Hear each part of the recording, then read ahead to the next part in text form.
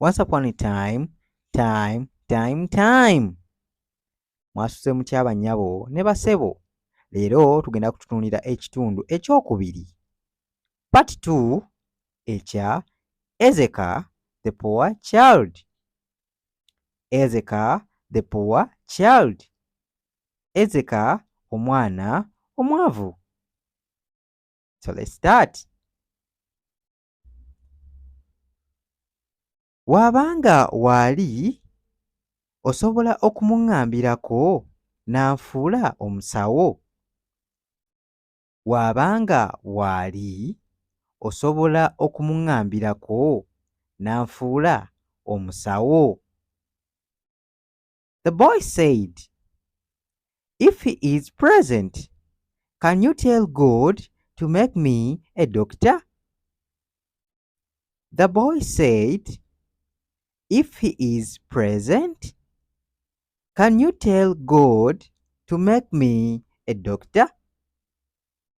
The boy said, "If he is present, can you tell God to make me a doctor?" Omukazi n'amuddamu nti, "Mukama ky'omusaba kyakuwa, naye ebirowoozo bye si bye birowoozo byaffe." Omukazi n'amuddamu nti, "Mukama ky'omusaba kyakuwa, naye ebirowoozo bye si bye birowoozo byaffe."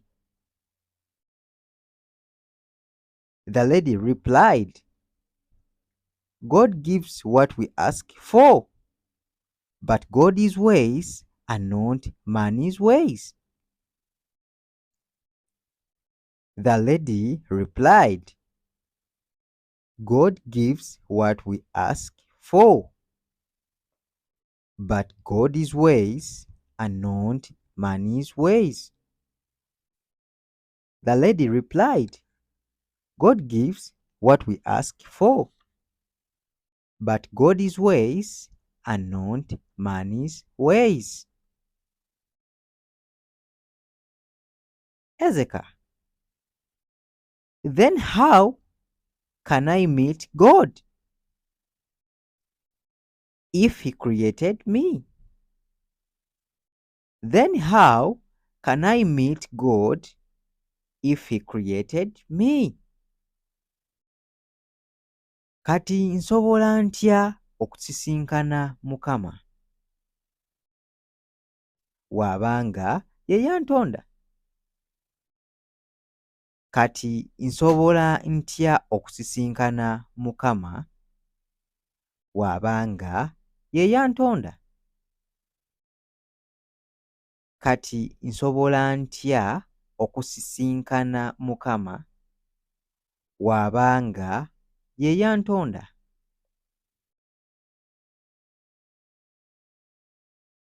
Okkiriza na mutima gwo n'oyatula n'akamwa ko okulokoka. Okkiriza na mutima gwo n'oyatula n'akamwa ko okulokoka. Okkiriza na mutima gwo n'oyatula n'akamwa ko okulokoka. You accept with your heart and confess with your mouth to become a child of God. You accept with your heart and confess with your mouth to become a child of God. That is Romans 10:10. Abarumi 10:10. Romans 10:10. Abarumi 10:10. Ezeka, nsaba ntya nange ndokoke? Nsaba ntya nange ndokoke? Nsaba ntya nange ndokoke? How do I pray so that I become born again? How do I pray so that I become a born again? How do I pray so that I become born again? Lady. Sabanti. Ayi Yesu, mmanyi nti ndi mwonoonyi era nga sigwanira mukwano gwo, naye weebale okunfiirira ku musaalaba.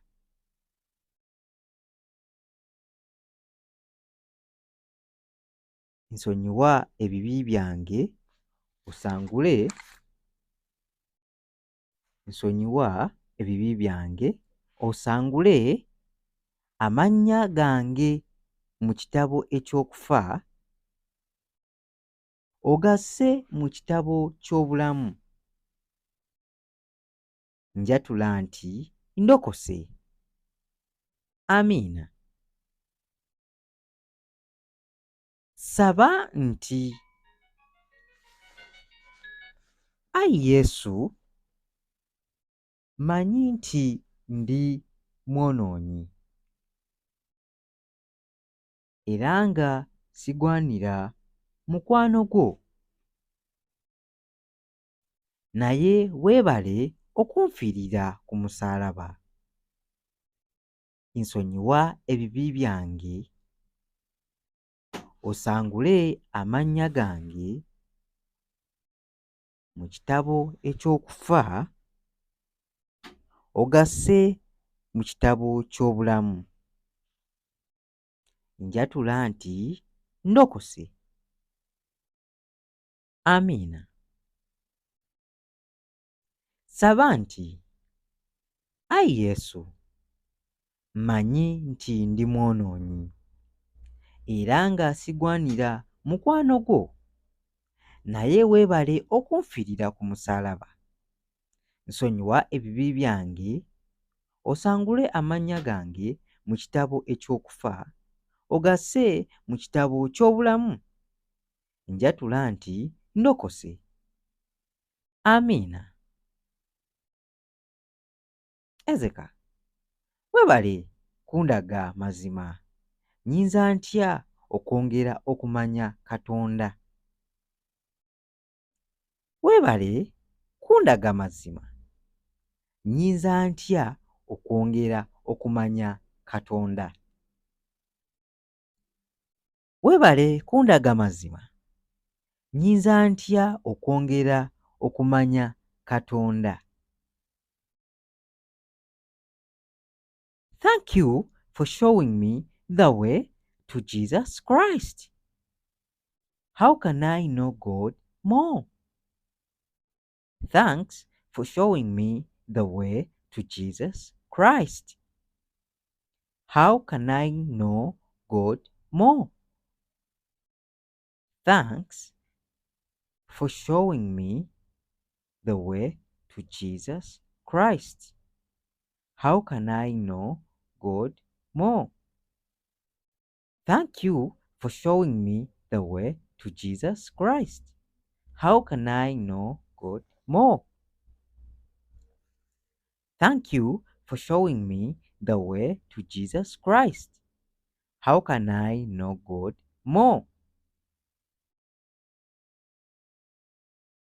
Soma Bayibuli era osabenga buli lunaku.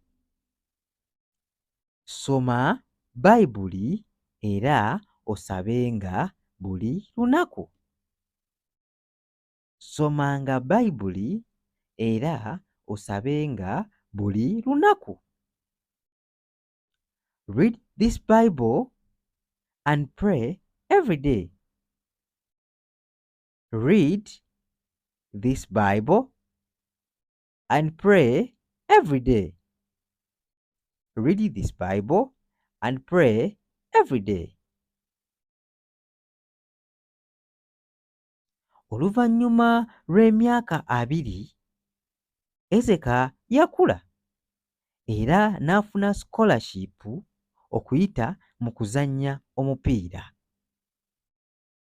Oluvannyuma lw'emyaka 2, Ezeka yakula era n'afuna scholarship okuyita mu kuzannya omupiira. Oluvannyuma lw'emyaka 2, Ezeka yakula era n'afuna scholarship okuyita mu kuzannya omupiira. After 20 years, Ezeka got a scholarship for his football talent and became a doctor. After 20 years, Ezeka got a scholarship for his football talent and became a doctor. After 20 years, Ezeka got a scholarship for his football talent and became a doctor. Remember, God's ways are not man's ways. Remember, God's ways are not man's ways. Jjukira, ebirowoozo bya Mukama si bye birowoozo by'abantu. Jjukira, ebirowoozo bya Mukama si bye birowoozo by'abantu.